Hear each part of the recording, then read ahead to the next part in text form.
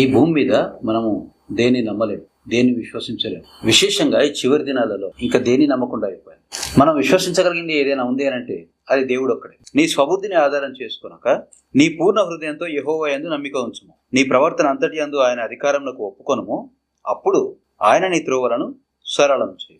చూడండి, మన స్వబుద్ధి, నీ చుట్టూన్న పరిస్థితి, నా చుట్టూన్న పరిస్థితి, మన దగ్గర ఎంత డబ్బు ఉంది, మన ఖర్చులు ఎన్ని ఉన్నాయి, మన రాబడి ఎంత, ఆదాయం ఎంత, మనకు ఆస్తులు ఎన్ని ఉన్నాయి, మన వెనకాల ఎవరున్నారు, మన తల్లిదండ్రులు, మన తాత ముత్తాతలు, మన కులము గోత్రము ఎంత శక్తివంతమైన, వీటిని బేస్ చేసుకొని మనకు బ్యాంక్ లోన్ ఎంత ఎలిజిబిలిటీ ఉంది, మనకి ఎంత ప్రాపర్టీ ఉంది, మనం ఎంత స్కిల్డ్ పర్సన్, మన కాన్ఫిడెన్స్ లెవెల్స్ ఏ లెవెల్లో ఉన్నాయి, మన మాటకారితనం, ఇలాగా ఎన్నో విషయాలను బేస్ చేసుకొని మన స్వబుద్ధి పనిచేస్తారు. ఇలాంటి వాటిని అన్నింటినీ బేస్ చేసుకొని పనిచేసే స్వబుద్ధిని ఎప్పుడైతే మనం ఆధారం చేసుకుంటామో అదేం చేస్తుంది అంటే ఒకదాని తర్వాత ఒకటి ఆల్టర్నేటివ్స్, ఈ లోక సంబంధమైన వాటినే ఆల్టర్నేటివ్గా చూపిస్తూ ఉంటారు. బ్యాంక్ లోన్ రాలేదనుకోండి, ఎవరినో ఫ్రెండ్ అప్పడమని చెప్తాను, నువ్వు సో అండ్ సో ఫలానా వ్యక్తి కొడుకు, నువ్వు సో అండ్ సో కంపెనీలో ఎంప్లాయీ, నువ్వు నీ స్టేటస్ ఇది, వెళ్ళు ఫలానా వ్యక్తిని హ్యాండ్ లోన్ అడుగు, అప్పడుగు, వాళ్ళకి ఇస్తారు అని చెప్పి ఈ స్వబుద్ధి ఎంతసేపు ఈ లోక సంబంధమైన వాటిలో తిప్పుతుంది. కానీ రేపటి రోజు ఏది ఎలాగ నియమించబడిందో నీకు నాకు తెలుసా? తెలియదు కదా. రేపటి రోజున నీ కొరకు నా కొరకు ఏం నియమించబడ్డదో మనకు తెలియదు. మన చివరి దినం ఎప్పుడో మనకు తెలియదు.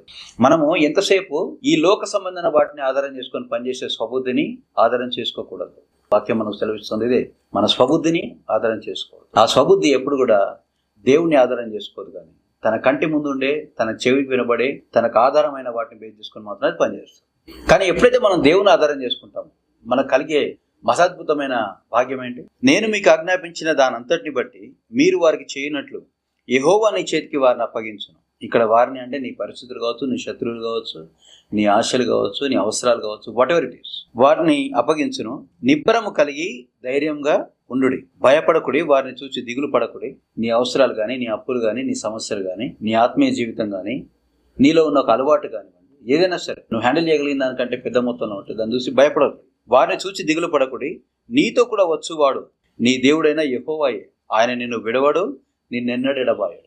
What an amazing promise. కనుక ఈ నిఖిల చరాచర సృష్టిని యావత్తును సృజించిన వాడు, నేను సృజించడానికి ముందే నీకు కావాల్సినవన్నీ సృష్టించి పెట్టినవాడు, నీతో కూడా ఉంటే ఏ లోయని ఎలా దాటించాలో తెలిసినవాడు, ఏ పర్వతాన్ని ఎలా ఎక్కించాలో తెలిసినవాడు, వాళ్ళు నీతో ఉంటే ఈ లోక సంబంధమైన జీవితంలో ప్రయాణం చాలా సుఖవంతంగా, సౌకర్యవంతంగా ఉంటుంది. ఇరుకులు, ఇబ్బందులు ఏమైనా వస్తే ప్రభువు చూసుకుంటాడు. కనుక మనుషులమైన మనకు దేవుని మీద ఆధారపడి బ్రతకడమే కరెక్ట్.